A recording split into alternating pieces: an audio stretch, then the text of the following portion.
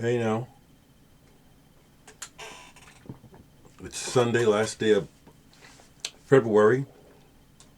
That was a quick month. Like I say about Black History Month, boy, they get that one over real quick, don't they?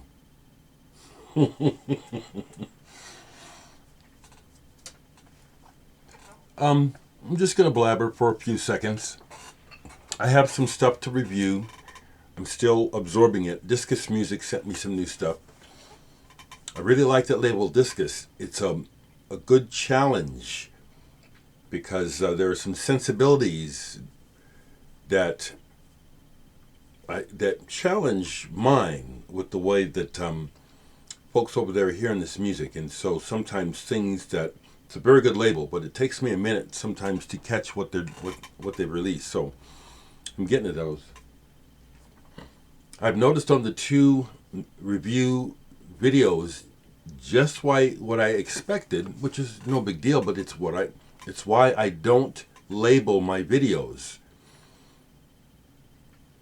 If you want to see what I have to say, just watch. The numbers are lower for the reviews.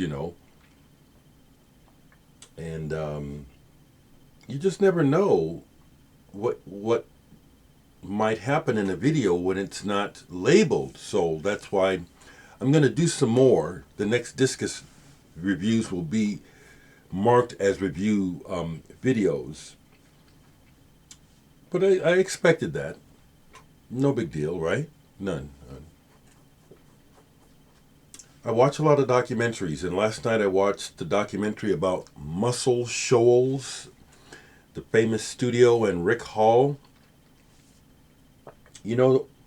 Really glad I watched it. It confirms something I kind of instinctually knew. Now, I like that music and I feel it, but it's not what I'm drawn to. And when I saw the documentary, it became real clear. I already knew why.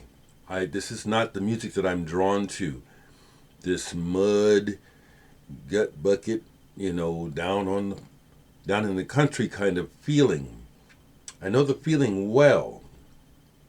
I got country in me, but it's not what I'm after. For me, it's the sound of the past and the sound of pain. And looking at the story of Rick Hall, who started the label and ran it, and his whole deal confirmed it. And the fact that all those great black records out of Muscle Shoals, the rhythm section was these white guys. I knew it. I've always known that a lot of what the world believes about race is bullshit.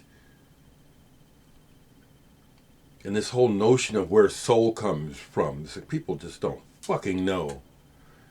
So I wanted to share that. I hear so much soul coming out of stuff like Devo. Seriously. When I first saw the Ramones, what blew me away was the soul of what they were doing. It's not mud soul from the country. I'm going to be a little shitty because I think that, these attitudes have held music ransom for decades. I thought it was so funny when I saw the part in the video where Paul Simon gets a hold of Rick Hall and says, "Well, I want to record at your studio, and I want those same black musicians that were on Aretha Franklin's records." And the guy says, "Well, you can have them, but they're pretty pale." I just about fell out of my chair laughing. The reality of reality. Family of Man is one.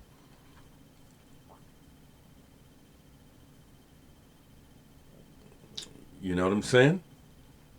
Family of Man is one. Quick record right quick. I was listening to this last night. Checkfield, Through the Lens.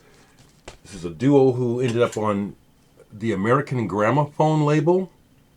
The label that from Nebraska that brought you Chip Davis's Christmas music. I happen to know most of those people involved with the label. Know folks who worked for Chip Davis. This is the best music to come off of that label, in my opinion. Nothing Chip Davis has done is close to this because his shit is so treacly. I also know his method, which is completely opposite of mine, which is take out everything in the music that makes it distinct, make it as bland as possible, and that way you'll sell the most copies. And that was his formula, and it's true, and it works. But that Checkfield is the best thing on the label. I love that album. That's really what I wanted to share today, you know. I'll talk to you soon.